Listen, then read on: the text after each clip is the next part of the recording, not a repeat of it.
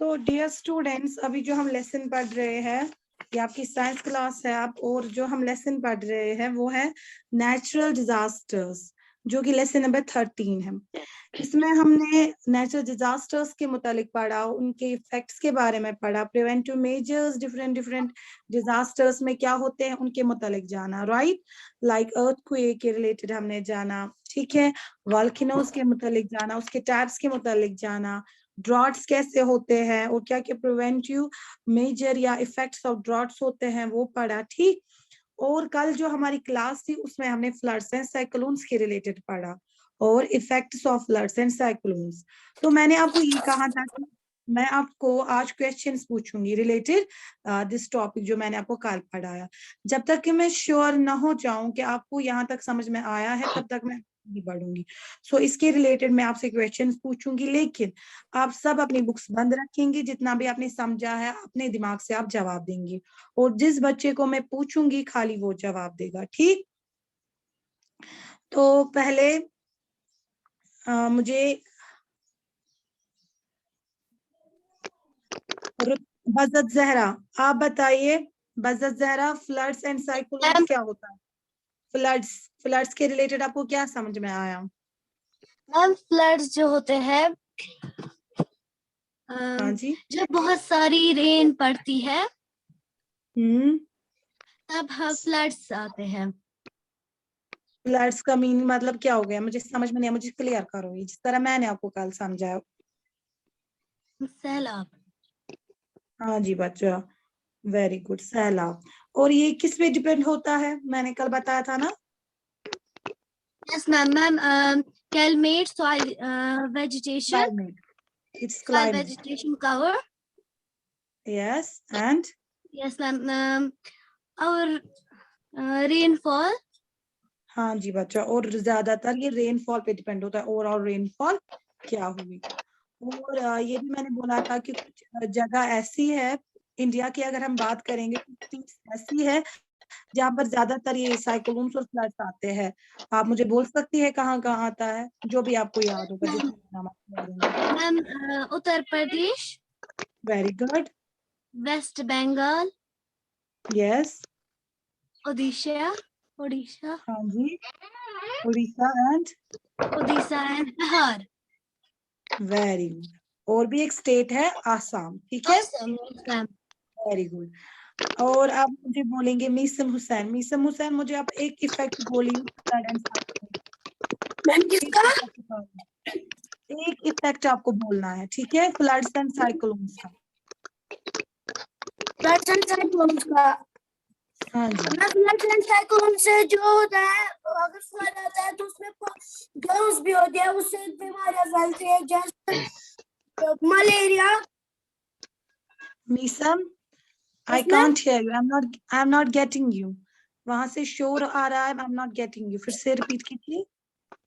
Ma'am जब जब flood या साइक्लोन्स आते हैं ना, हाँ जी बच्चा, तो उसके साथ गंदा पानी भी आता है जिसमें जर्म्स होते हैं, उससे हाँ, इंसान बीमार पड़ जाता है और उससे बीमारियां फैलती है जैसे जॉर्डियस, मलेरिया और हाँ?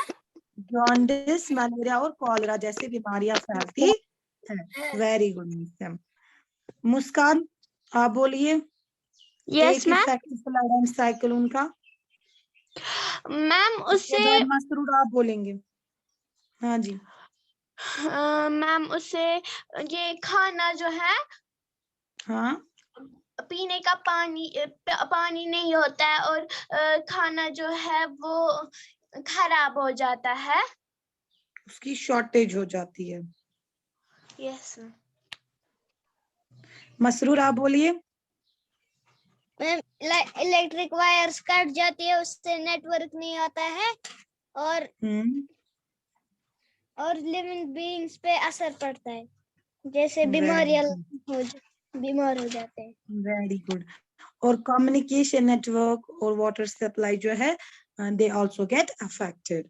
वेरी गुड, दैट मीन्स आपको यहाँ तक समझ में आया। अब मैं इससे आगे आपको आज पढ़ाऊंगी, ठीक है। आई होप बाकी बच्चों को भी समझ में आया होगा। डियर स्टूडेंट, सबको समझ में आया है ना? अच्छे से आया।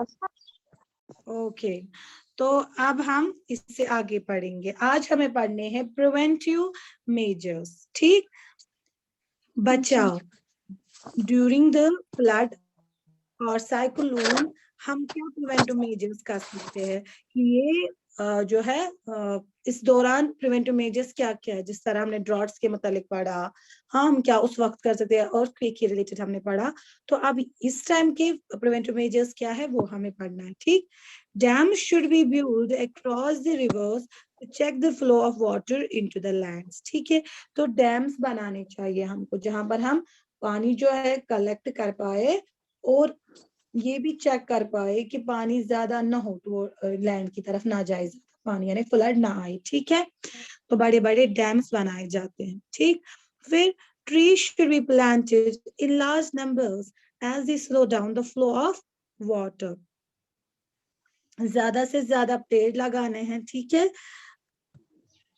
क्योंकि उससे पानी का जो बहाव होता है वो कम होता है। ठीक, हाँ जी बच्चा।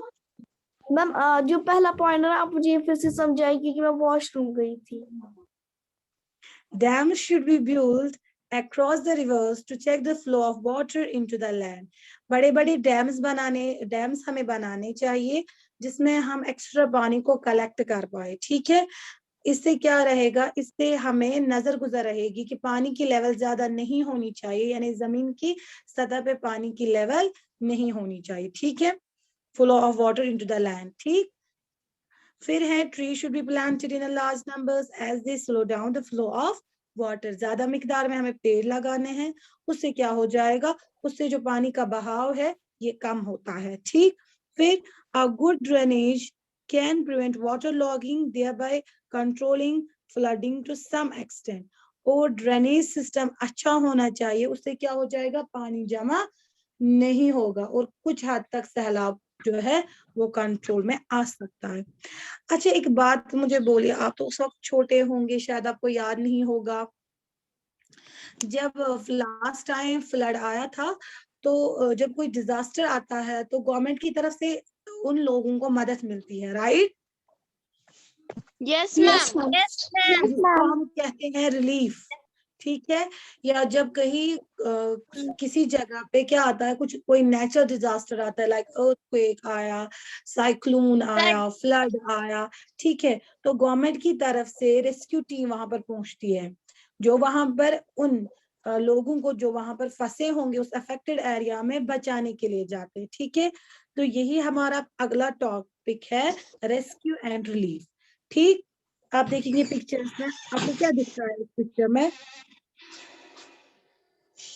आपको क्या लगता है इस पिक्चर में क्या है? गवर्नमेंट खाना दे रहा है जो पानी में फंस गया है। गवर्नमेंट दे रही है।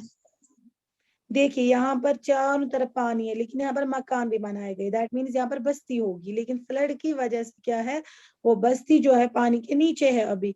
तो ये वाले लोग जो है ये अफेक्टेड है due to this disaster, due to this flood. ठीक है, तो गवर्नमेंट की तरफ से यहाँ पर कुछ पैकेट्स दिए जा रहे हैं, यस रिलीफ मिल रहा है इनको। ठीक, तो यही हमारा टॉपिक अगला है। ठीक, रेस्क्यू एंड रिलीफ।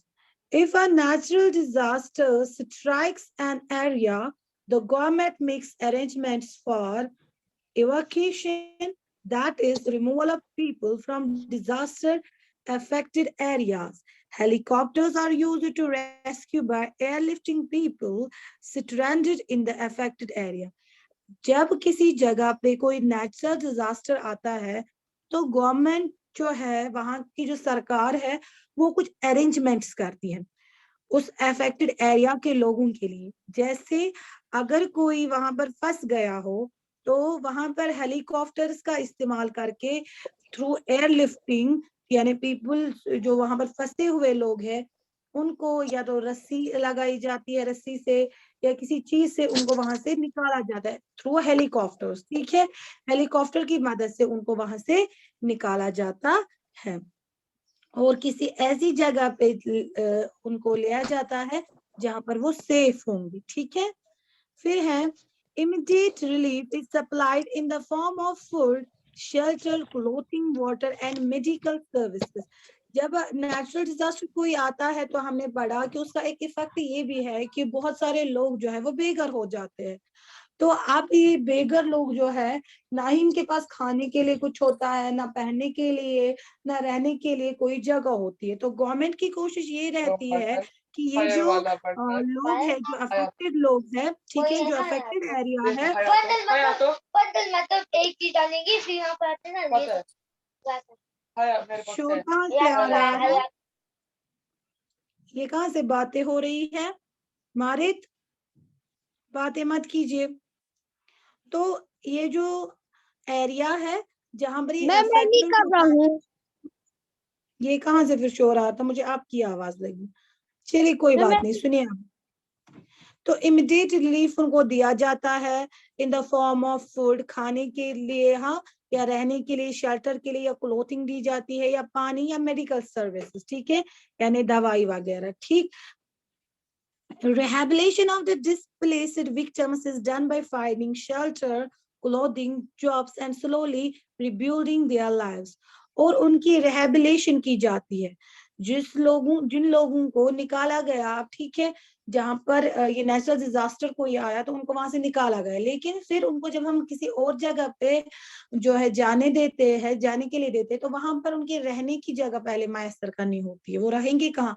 सड़कों पर तो नहीं रहेंगे। फिर उनके खाना जो है वो उनको देना है, ठीक है।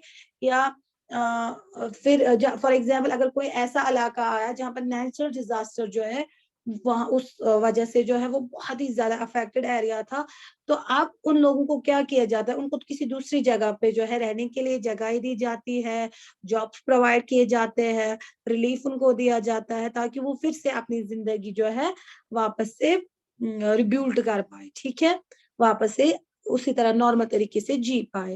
आपको याद होगा कि जब यहाँ पर फ्लड आया था तो यहाँ की गवर्नमेंट ने क्या किया था कि जितने भी गवर्नमेंट स्कूल्स थे या जो भी यहाँ की यूनिवर्सिटी थी, उसको खोला गया था आम लोगों के लिए, वो वहां रह सकते थे। तो ये गवर्नमेंट का एक किस्म का उस वक्त रिलीफ था कि अगर आपके घर अभी पानी में है, ठीक है, फ्लड आया हुआ है, तो अब आपको वहां से निकाला गया या आपको बोला गया कि वहां से आप निकले वहां से और अपनी जान बचाए, क्योंकि हर एक इंसान को चाहिए कि वो ड्यूरिंग दीज डिजास्टर्स वो अपनी जान बचाए, ठीक है। तो अब जब वो निकले, फिर उनके रहने का मसला आ गया कि अब तो हमने इनको निकलने के लिए कहा, यार लोग तो निकल गए लेकिन अब रहेंगे कहाँ? तो उस वक्त गवर्नमेंट ने क्या किया था, जितने भी गवर्नमेंट स्कूल्स है या कॉलेजेस है या यूनिवर्सिटीज है, ठीक है, उनको खोला गया था और उनको रहने के लिए वहां पर इजाजत दी गई थी, हाँ आप यहाँ रह सकते हैं। और खाना भी प्रोवाइड करते थे वो, लाइक, हाँ, या बिस्किट्स या दाल वगैरह दी जाती थी, ठीक है। तो ये सारी चीजें इसलिए दी जाती है ताकि वो जो अफेक्टेड लोग हैं, ठीक है, वो जिंदा रह पाए, वो इस डिजास्टर में सरवाइव कर पाए, ठीक। फिर relief and rescue operations are carried on by the government and international organizations like the UN, yani United Nations, and USAID, yani United States Agency for International Development, and also by NGOs. अब government खाली ये नहीं करता है rescue या relief पहुंचाता है इनको अफेक्टेड एरियाज के लोगों को, बल्कि इसके साथ इंटरनेशनल ऑर्गेनाइजेशंस भी बहुत सारी है, जैसे यूनाइटेड स्टेट्स है या United states agency for international development है, या बहुत सारे एनजीओज है यानी नॉन गवर्नमेंटल ऑर्गेनाइजेशंस है, ठीक है, जिनको गवर्नमेंट के साथ कोई टच नहीं होता है, ठीक। वो सामने आते हैं और लोगों की मदद करते हैं, लोगों को बचाते हैं, रिलीफ देते हैं, ठीक है। लास्ट टाइम मुझे याद था कि एक जब फ्लड आया था तो एक लड़का था, वो ऐसे ही मतलब एनजीओ का कुछ था, तो उसने क्या किया था, उसने बहुत सारे लोगों को बचाया था, ठीक है। तो उसको फिर उस बहादुरी के लिए उसको फिर इनाम भी दिया गया। तो वो खुद सामने आया, वो तो गवर्नमेंट का बंदा नहीं था, लेकिन वो खुद सामने आया और उसने बोला कि नहीं, इंसानियत के लिहाज से, आई डोंट नो कि वो किसी एनजीओ का था या ऐसे कोई वॉलंटरी उठा था, कि मतलब इंसानियत के लिहाज से उसने लोगों को बचाना शुरू किया। तो फिर उसको उसके लिए आफ्टर दिस फ्लड उसको फिर उसके लिए जो है इनाम भी दिया गया, ठीक है। इनामात से भी उसको नवाजा गया। फिर the community as a whole also provide relief by contributing money, medicine, food and clothing. और कम्युनिटी जो होती है, ठीक है, जो हमारी सोसाइटीज होती है वो भी फिर क्या करती हैं, कुछ पैसे जमा करती है, ठीक है, तो फिर वो या मेडिसिन या फूड क्लोथिंग, मतलब हर एक की कोशिश उस वक्त ये होती है कि जो भी इफेक्टेड एरियाज है, जहां पर भी नेचुरल डिजास्टर कोई आया है, वहां के लोग जो है वो अभी मुसीबत ज़्यादा है, ठीक है, तो उनको किसी ना किसी तरीके से राहत पहुंचाई जाए, ठीक है, तो उनको वो फिर मेडिसिन प्रोवाइड करते हैं या खाना प्रोवाइड करते हैं, ठीक है, यानी मुख्तलिफ किस्म के उनको जो है रिलीफ दिए जाते हैं। इतना सब बच्चों को क्लियर हो गया? Yes, ma'am. Yes, ma'am. Yes, ma'am. Yes, ma'am. Yes, Clear हुआ। कोई क्वेश्चन है डियर स्टूडेंट्स? कोई क्वेश्चन है इसके related? No, No, ma'am. ma'am. No, ma'am. I'm sure. No, ma'am. Okay dear students, आप देखिए मैनेजिंग अ नेचुरल डिजास्टर, ठीक है। अब खुदा ना खास्ता हमारी सिचुएशन ये है कि अभी खुदा ना खास्ता हम किसी नेचुरल डिजास्टर में फंस गए, तो उस वक्त हमें कैसे खुद को हैंडल करना है, उस सिचुएशन को कैसे हैंडल करना है, वो आपको जानना है, ये आपको याद भी रखना है, क्योंकि नेचुरल डिजास्टर्स मैंने आपको बोला है कि ये सडन आते हैं, अचानक आते हैं, ठीक है, ये हमें बोल कर नहीं आएंगे कि अगर कोई एक बोलेगा हाँ मैं आऊं तो हम उसको इजाजत देंगे, नहीं, ये हमें अचानक इनका सामना हमें करना पड़ता है। तो खुदा ना खास्ता कभी अगर हम किसी ऐसे नेचुरल डिजास्टर में फंस जाते हैं तो उस वक्त हमें क्या करना चाहिए, वो क्या नहीं करना चाहिए, इस बात को आपको ध्यान में रखना है, ठीक है, ये बात आपको ध्यान में रखनी है।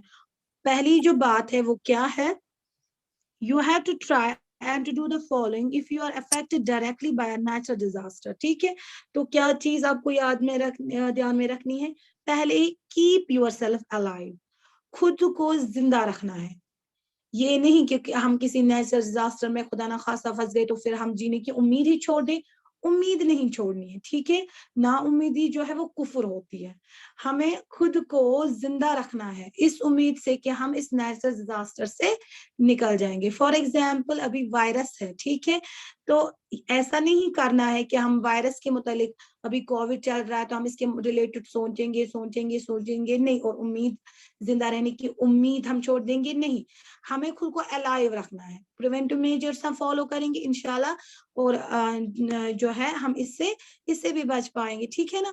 तो कीप योर सेल्फ अलाइव, कोई भी नेचुरल डिजास्टर हो, अर्थक्वेक हो या फ्लड हो, साइक्लोन हो, जो भी आपके दिमाग में प्रिवेंटिव मेजर उस वक्त आता है आप वो कीजिए और खुद को जिंदा रखने की कोशिश कीजिए, ठीक। रिमेन काम एंड पॉजिटिव, शांत रहना है, खुद सुन क्या, और पॉजिटिव सोचना है, नेगेटिव नहीं सोचना है कि अब मैं मर जाऊंगा, मैं नहीं बचूंगा, ऐसा कुछ नहीं सोचना है, हमेशा पॉजिटिव थिंकिंग एक इंसान की होनी चाहिए कि नहीं, मेरा अल्लाह मुझे इस मुसीबत में भी अकेला नहीं छोड़ेगा, वो मुझे थाम लेगा, मैं बच जाऊंगा, ठीक है, तो काम रहना है, शांत रहना है, डरना वरना नहीं है, ठीक है।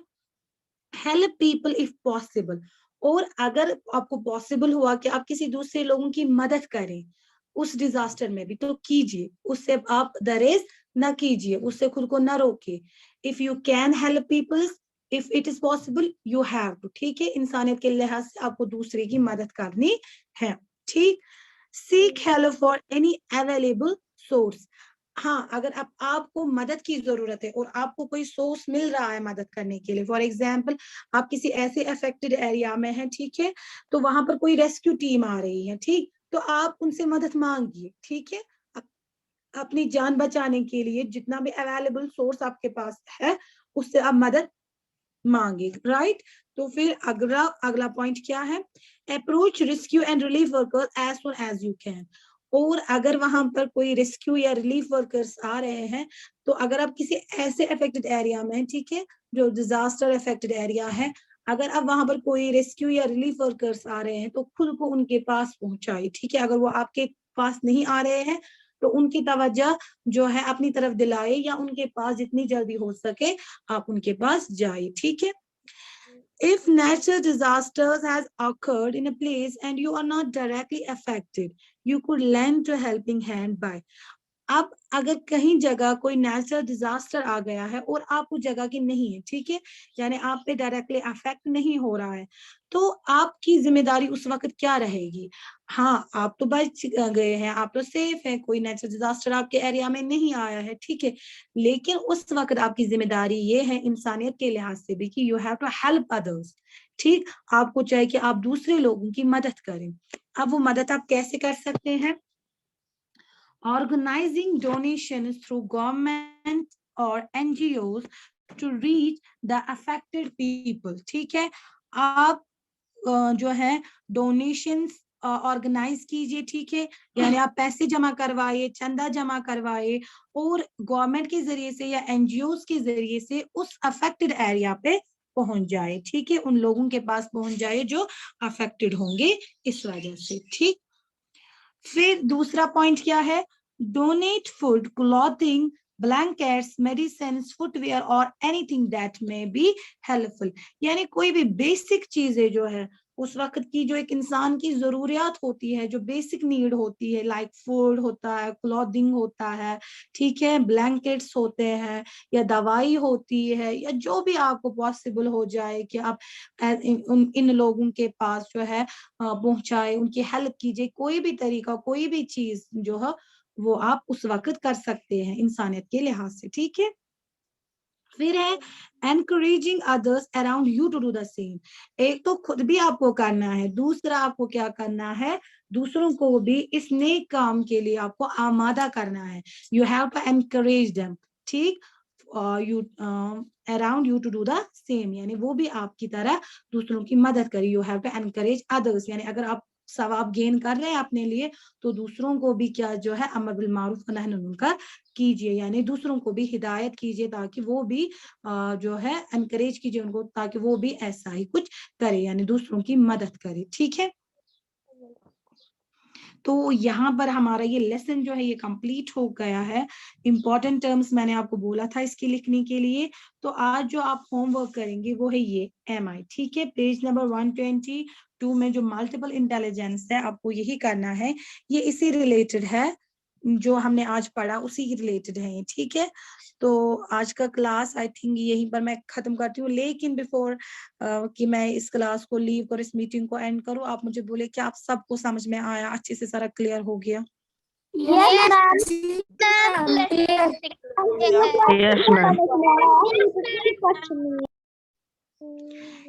कोई क्वेश्चन मत ना है, मैं कोई क्वेश्चन पूछूं तो आपको आएगा कि नहीं? Yes ma'am.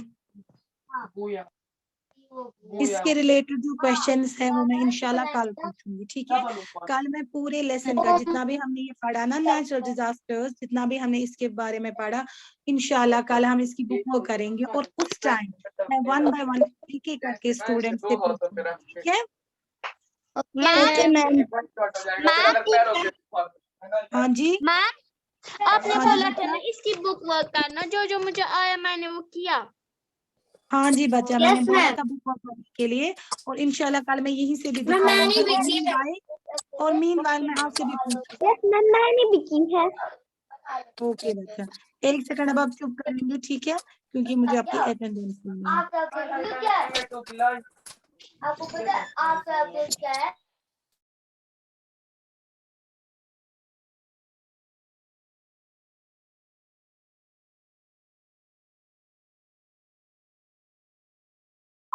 मैम आप अटेंडेंस में नाम बोलेंगी?